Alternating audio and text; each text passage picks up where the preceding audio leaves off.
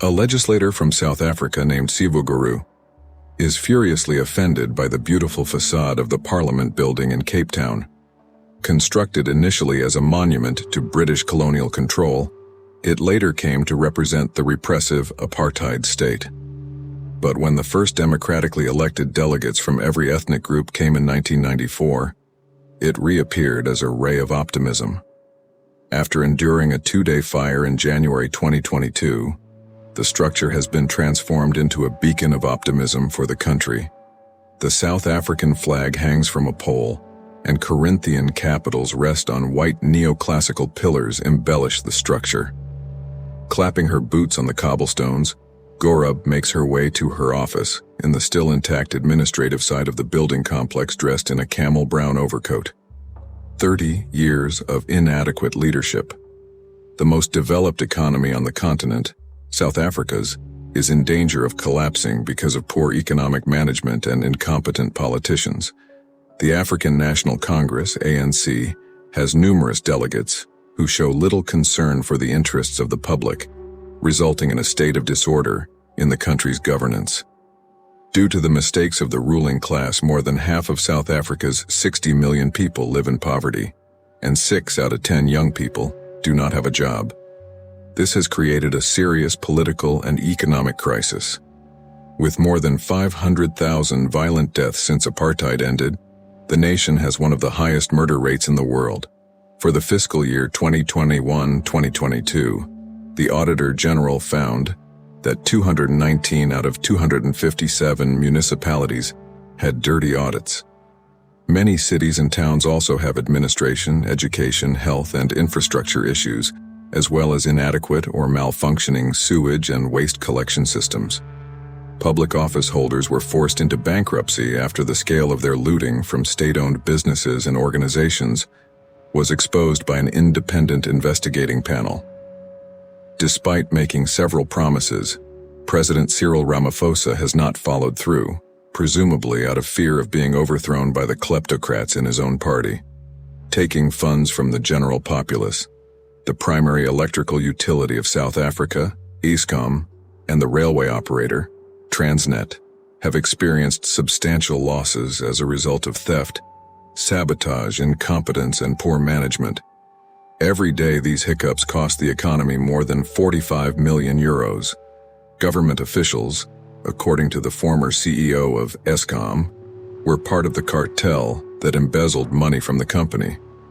The ANC delegates voted against the Democratic Alliance EA party's request to establish a parliamentary committee to look into the incidents involving Eskom. After the fire in early 2022, the legislative body has only been operating at around 20% capacity. In an effort to turn the country around and guarantee the ANC's overwhelming majority in the upcoming elections, Gwarul's DA party joined the Mushat Pact in August. Many South Africans, however, are concerned that the party's leadership might cement the country's irreversible decline. South Africa was placed on the Financial Action Task Force's, FATF, grey list in February. The state is seized by Mandela's party. Following 30 years of ANC leadership, Kleinschmidt made the following assessment. The party has become completely corrupt and is no longer reformable. If we were to start over from scratch, our country would vanish into a swamp. Still, the party enjoys a liberation bonus among the vast majority of the country's black population. Even if there have been protests, the statistics company Municipal IQ only reported 193 nationwide last year. There hasn't, according to Kleinschmidt, been anything resembling a mass movement thus far. The majority of people will never vote for white opposition politicians because they merely are unaware of any alternative political leadership. On social media, the ANC power structure is being described more and more as a kakistocracy, or government by the least capable. Long ago, this incompetence permeated the entire country, from the top administrative levels to the lowest. ANC Secretary General Fikile Mbalula has acknowledged that the state will fail if certain issues are not rectified. He went on to suggest that corruption was rampant in South Africa. He and other senior ANC leaders said nothing, in response to Der Spiegel's repeated requests for comment. Infrastructure theft. Additionally, Transnet, the state-owned company in charge of the country's train system, reports that in the fiscal year 2021-2022, around 2,500 kilometers of copper cable were stolen. These days, organized crime can only focus on the high-voltage lines of the railway since it generates a substantial profit from infrastructure theft. Township gangs dig down to the electrical cables and pull them out of the ground using pickup trucks. The Johannesburg electricity provider documented more than 2,000 instances of this type, and similar ones in a single fiscal year. Copper wiring from hospitals has been stolen and is probably being sold abroad. South Africa is currently selling more copper than its mines can produce. In Johannesburg, a city built on gold that rises to the sky behind the walls in Yeppestown, mining magnates formerly lived in opulent palaces. The city core currently has many sections that seem like slums. Exquisite Art Deco facades are disintegrating, while homeless people dwell in deserted buildings and skyscrapers and cook over open flames. Only last week, a large fire entirely destroyed one of these buildings that are inhabited unlawfully, resulting in more than 70 deaths. A large section of the city remains completely dark at night due to regular power outages and the removal of all useful lighting from streetlights along important thoroughfares. Hundreds of trains lay motionless and rotting outside the railroad station. The city's train infrastructure is broken. The general public's dread of crime and violence is growing. The rich have moved out of the city and into the affluent suburbs, where they reside in mansions surrounded by soaring walls and electric fences. A clamors leaped over a lamp pole that had been hacked down on the street above, its insides removed, and dropped onto the trains below. He walks along the train bed sticking metal to sell for a few rand to a scrap metal dealer. Still, not much is left. All of the windows, doors, water faucets, tiles, roof panels, overhead electricity cables, signs, signal poles, switches, isolators, and elevators have been damaged. Poor infrastructure is hurting the private sector. The CEO of Volkswagen's largest plant in Africa, Martina Beam, is worried about the condition of South Africa's rail and roads. Due to power outages, the Uitenhage facility has missed 8 days of production this year, resulting in a roughly 4,000 car deficit. It is currently difficult for firms to convey their goods for the local market due to the poor state of the freight train network. According to estimates by researchers at Stellenbosch University, South African businesses will have spent billion overall in 2022 as a result of transportation-related issues. State-mandated maintenance tasks like employing fire crews and mending potholes have been forced onto the private sector.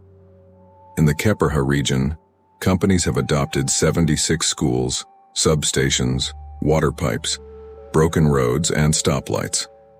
The head of the Regional Chamber of Commerce says they are combining the expertise of foreign businesses to address the city's issues, but these private initiatives have continuously run into roadblocks. Top in the world for murder rates. South Africa has a high murder rate. In the fiscal year 2021-2022, the Western Cape province saw almost 4,000 murders. Armed gangs with over 100,000 members terrorized black and colored inhabitants in the Cape Town township of Manenberg. 53-year-old Captain William Stevens has been a member of the South African Police Service's Manenberg beat for 11 years. The few working street lighting are hidden by fog and debris left behind by a power outage. In Manenberg, 8 gangs are vying for power and resources like guns, narcotics, prostitution, and protection money. Everything is quiet when the police car passes by. Shots are fired, a policewoman yells, and a whistle warns approaching law enforcement. The only person the police are able to capture is a heroin dealer as the shooter escapes. According to Captain Stevens, the thugs wait to start shooting again until they have left. The Born frees frustration. The door to St. George's Cathedral, which is situated just behind the fire-ravaged Parliament building, is guarded by Axel Lyle Ndawala. The fact that he chose this iconic venue for our meeting is no accident. About 30,000 people participated in the first anti-apartheid march in September 1989, which brought together individuals of all skin tones in front of the neo-Gothic house of worship. The only difference between our current predicament and that of our oppressed parents is that we are battling the black government instead of an oppressive white regime. Ndawala is a member of the generation that was born during freedom and was not present during apartheid. The 34-year-old studies political science at an open institution, but he spends much of his time establishing a new movement to counter the ANC. Rise Mzansi, the name of his organization, is the acronym for South Africa. It is only one of many civil society organizations calling for a radical overhaul, following 30 years of poorly managed government. We sincerely hope that this tour of South Africa's challenges was thought-provoking and illuminating for you. Please leave your opinions or experiences in the comment section below if you have any about the topics covered. If you enjoy this kind of work, don't forget to hit the subscribe button for more in-depth analyses of the struggles and victories faced by the world.